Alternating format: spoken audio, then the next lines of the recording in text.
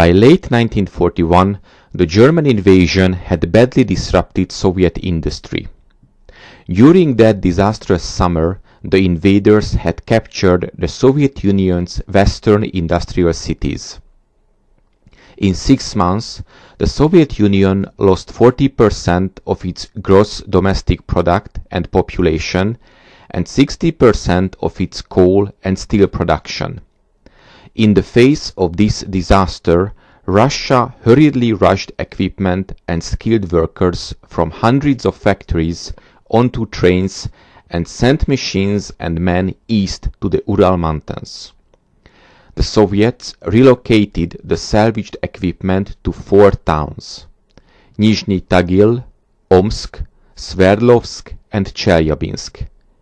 Each possessed an existing railroad equipment or tractor factory. The arriving equipment expanded those facilities.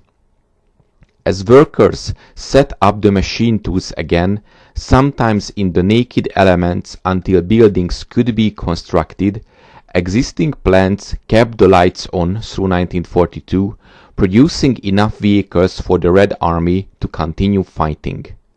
By the time the Stalingrad factory finally fell to the Nazis in October of 1942, the new Ural plants were going full tilt.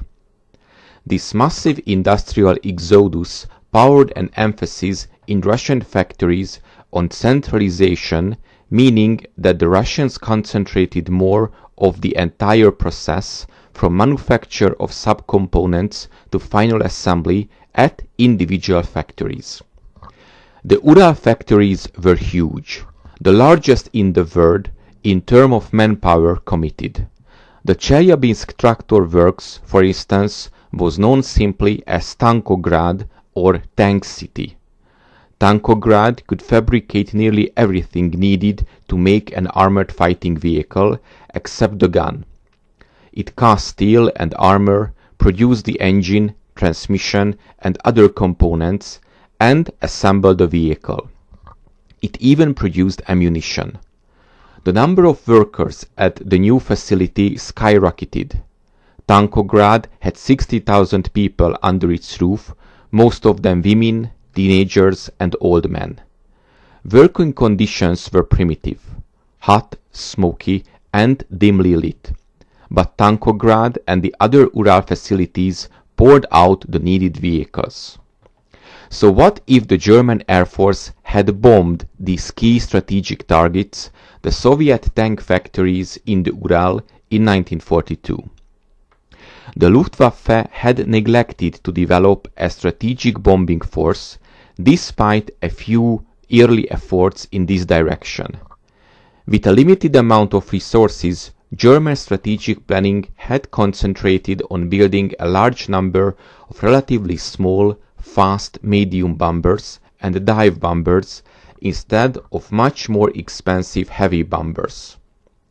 In 1942, only the Soviet factories in the Volga region and in cities such as Stalingrad, Saratov, Gorky and Kuibyshev were in the range of the Heinkel HE-111 or Junkers Ju-88, which were the 2 primary German bombers in 1942. The Urals were completely out of range. The solution would have been the Heinkel HE-111Z Zwilling or twin. This was a design that entailed the mating of 2 Heinkel HE-111s. The design was originally conceived to tow the Messerschmitt MS-321 heavy glider. They were tested in 1941 and the pilots rated them highly.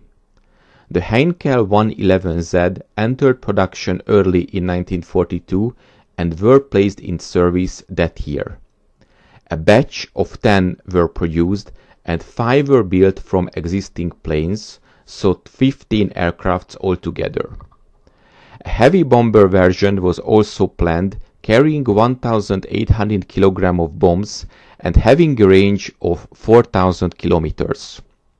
The ETC installations allowed for a further 4 600-liter drop tank to be installed.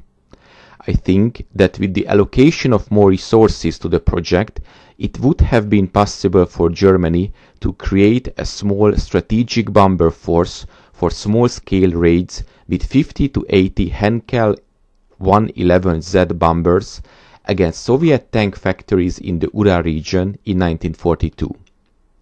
There were young officers in the German Air Force like Major Werner Bambach, who tried to persuade General Jeschonnek, Chief of Staff of the German Air Force, to launch such small-scale strategic raids.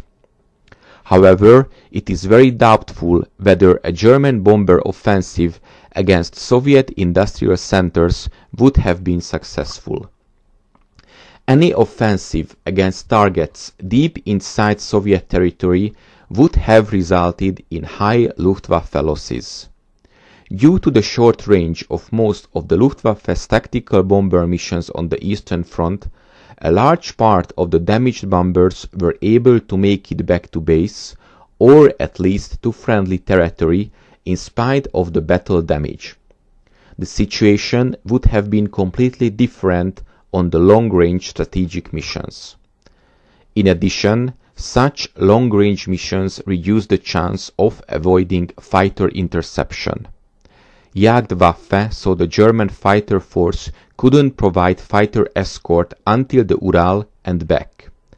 And even if the Luftwaffe would have been able to deal crippling blows against Soviet tank factories, the Western Allies would have filled the gaps by Lend-Lease deliveries through the Alaska route and the Iranian route. It appears that the almost 100% tactical deployment of the German bombers on the Eastern Front was the most rational decision after all.